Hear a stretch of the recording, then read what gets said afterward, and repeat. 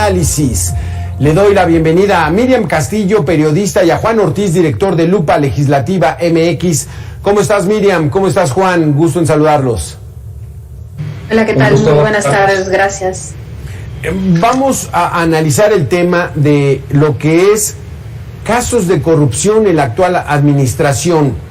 La corrupción es el abuso de lo que les da la autoridad, la ley, a los funcionarios, principalmente funcionarios públicos, en beneficio personal. Esto puede ser que se lleven dinero, que se lleven contratos, que haya tráfico de influencias, que puedan meter familiares, amigos, conocidos al erario, en fin, al gobierno, en fin.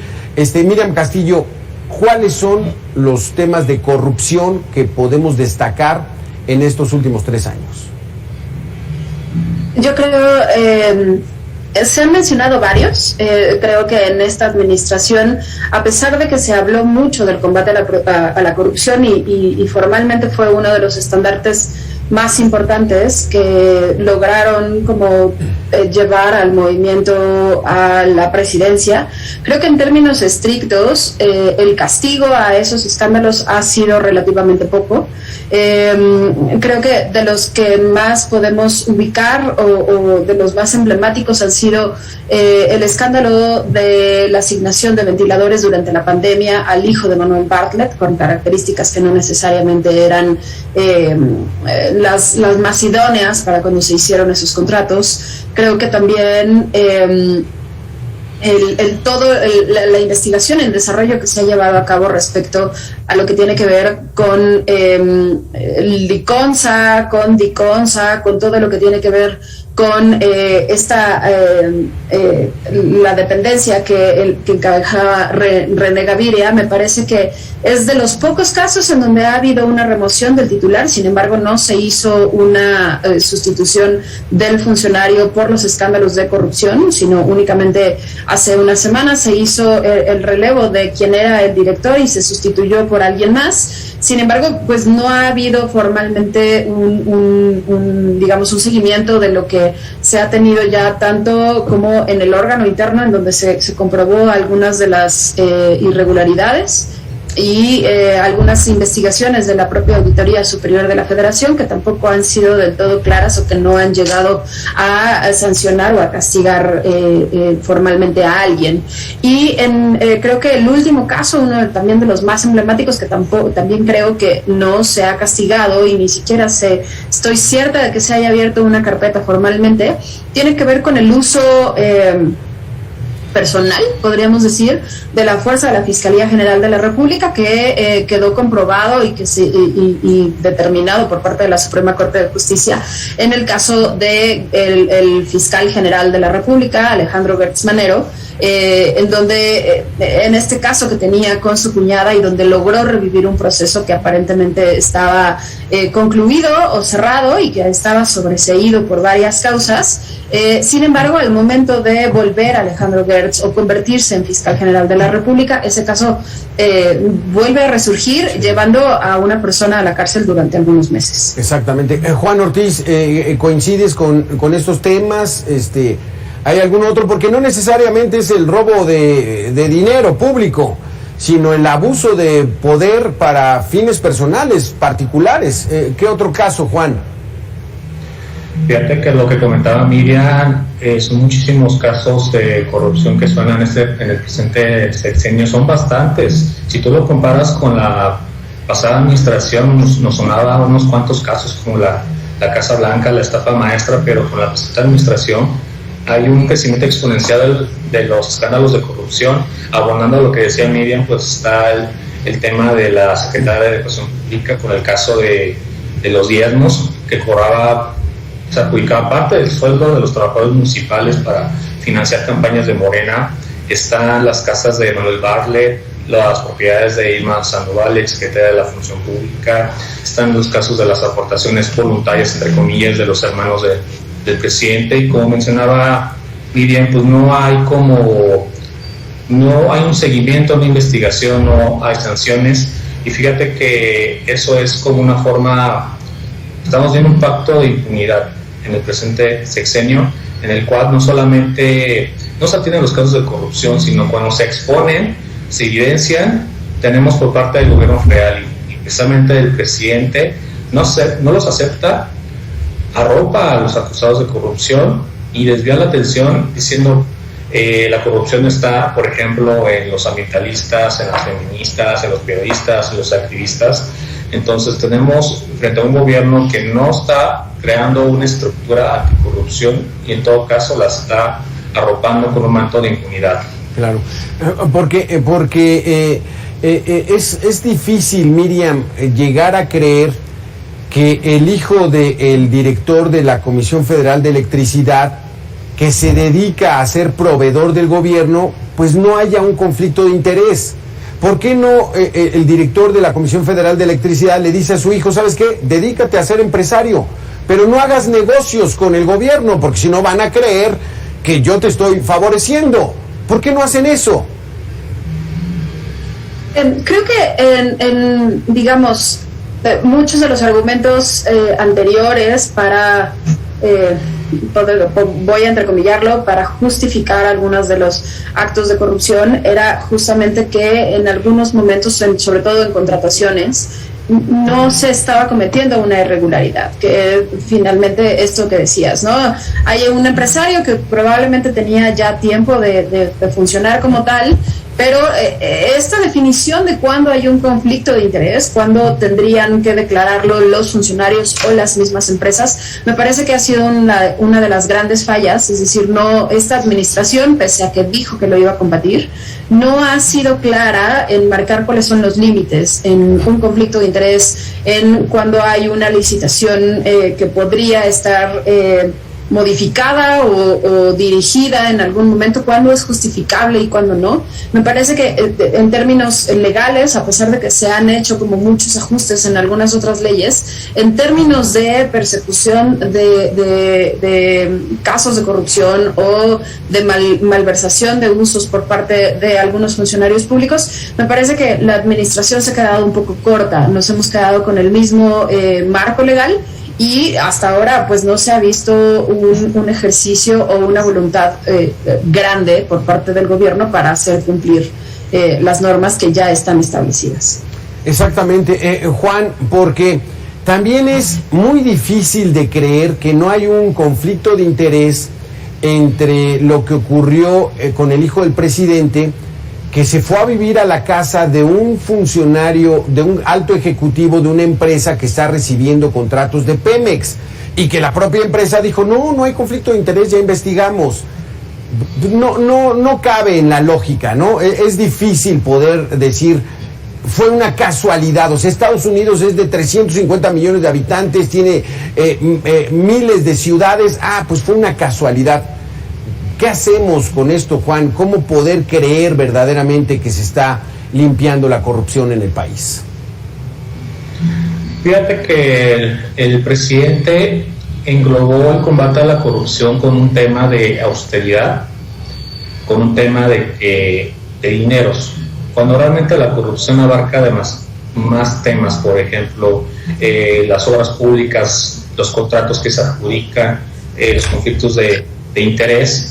Pero yo sí voy a diferir un poco en cuanto a que el presente gobierno ha hecho un sabotaje continuo a la legislación en materia de anticorrupción. ¿Por qué? Porque durante el sexenio de Peña Nieto la sociedad civil pudo impulsar una legislación para crear el Sistema Nacional de Corrupción. Sin embargo, la presente administración les ha reducido recursos, no ha hecho nombramientos de magistrados anticorrupción en justicia administrativa, no hace nada frente al fiscal general que usó la fiscalía para uso personal de la misma institución. Tenemos un sabotaje continuo en cuanto a la legislación en las instituciones, en el cual no les destina recursos suficientes, no hace los nombramientos que debe hacer, porque ya tenemos todo un esquema que fue un logro de la sociedad y el cual no está funcionando, y el cual, como te comentaba, pues el tema del combate a la corrupción no está reduciendo solamente a un tema de dinero, en el que entre menos ganan los funcionarios, entre más ahorran las dependencias. Eso ya es combate a la corrupción para ellos, pues realmente ya tenemos instituciones que no están funcionando y las sabotean continuamente.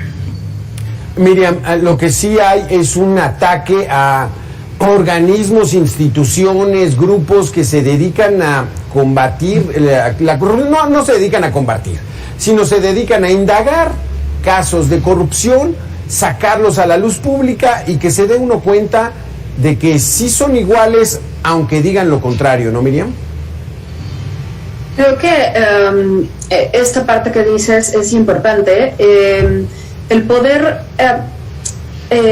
durante la gestión del gobierno, la descalificación que hay hacia los periodistas, hacia las organizaciones, incluso ante los órganos independientes, incluido el INAI, por ejemplo, el que no necesariamente su función está encaminada a combatir la corrupción, pero es una herramienta bastante útil que utilizamos en general muchos de los periodistas o de los investigadores que han podido desglosar alguna de estas cifras. Me parece que es uno de los grandes problemas de esta administración, el descalificar, digamos, al mensajero, hace complicado y hace, digamos, desincentiva de alguna manera esta posibilidad de seguir denunciando ciertos casos, debido a que constantemente se descalifica a quien está emitiendo ese mensaje, y pues se da un respaldo completo y mucho más sólido a la contraparte, ¿no?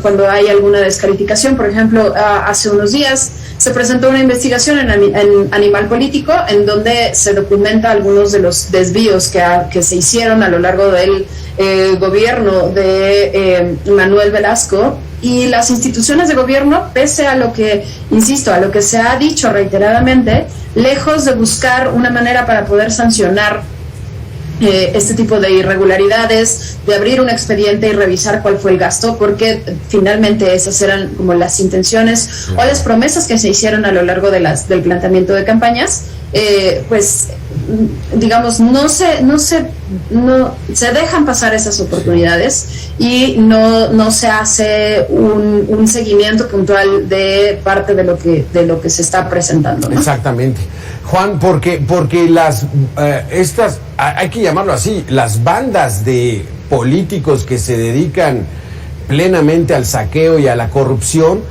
pues funcionan algunos hasta como mafias, ¿no? Porque entonces sueltan tentáculos, comprometen a varios grupos, a varias personas, ¿no? Y entonces garantizan su propia seguridad, porque ya nos lo explicaban algunos especialistas que incluso aunque los detengan, pues el dinero va repartiéndose entre los que los van deteniendo, los que los persiguen, y entonces todo queda dentro de un grupo así medio mafioso, ¿no crees?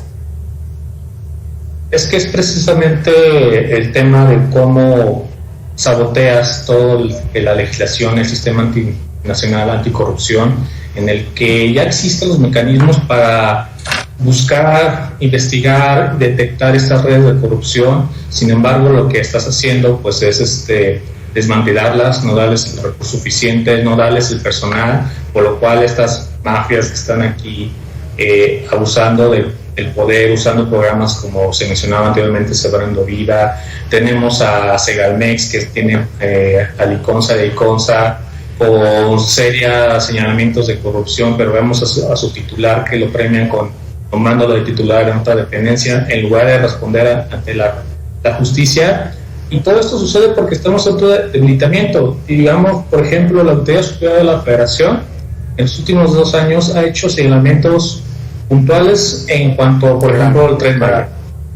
En cuanto a, por ejemplo, el tramo 5, que está ahorita señalado por ambientalistas, en el que no cuenta con estudio de impacto ambiental, lo cual fue un tema general de toda la obra. No existe proyectos ejecutivos que permitan saber cuánto va a durar la obra, cuánto se va a gastar, a quién se les tiene que dar los contratos, y ese tipo de situaciones.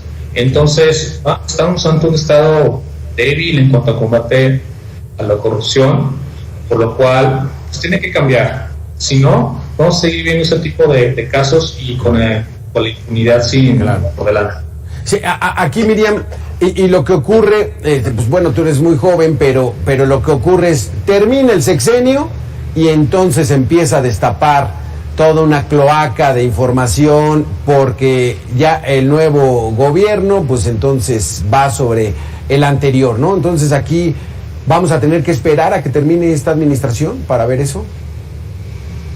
Bueno, algo que notamos, por ejemplo, en la administración pasada es que cuando empiezan, digamos, a destaparse algunos de los casos, cuando empiezan a notarse algunas de las irregularidades, fue a mitad de sexenio, ¿no? A partir del tercer año empieza a destaparse el escándalo de la Casa Blanca, posteriormente viene la publicación de las empresas de Javier Duarte, la estafa, etcétera. Entonces me parece que en cierto punto, a la mitad del sexenio, los gobiernos empiezan a perder un poco de capital político.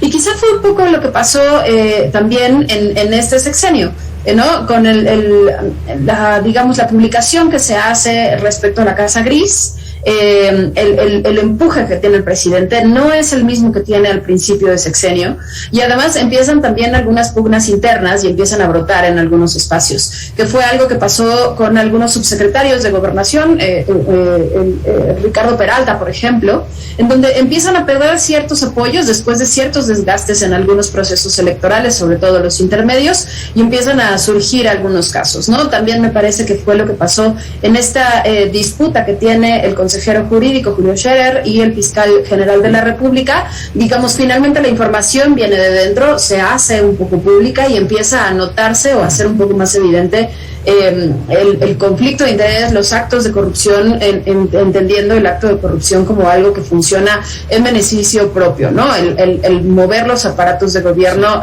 para un beneficio propio. Algo que quizá también, por ejemplo, pudimos ver en el caso de el que era el investigador de finanzas, se me fue el nombre ahorita, Nieto, que al final Nieto, terminando sí. con Santiago Nieto, muchas sí. Gracias. Sí, Santiago Nieto también fue a mitad del sexenio, cuando llevan ya un tramo de estar gobernando. Entonces, quisiera pensar que algunas de las investigaciones no tendrían que esperar hasta el final del Exactamente, sí, porque son tan obvios nuestros políticos, Miriam, Juan, que ya el patrón es el mismo. Y después, como dices, después del tercer año empieza el fuego amigo, es golpeteo entre ellos mismos, porque obviamente ya se busca la sucesión, se busca perpetuarse en las altas esferas, y es ahí donde empiezan a salir muchos platos rotos. Pues muchísimas gracias, Miriam, muchísimas gracias, Juan Ortiz, por haber estado con nosotros. Alberto, gracias a ti. Muchas gracias, Alberto.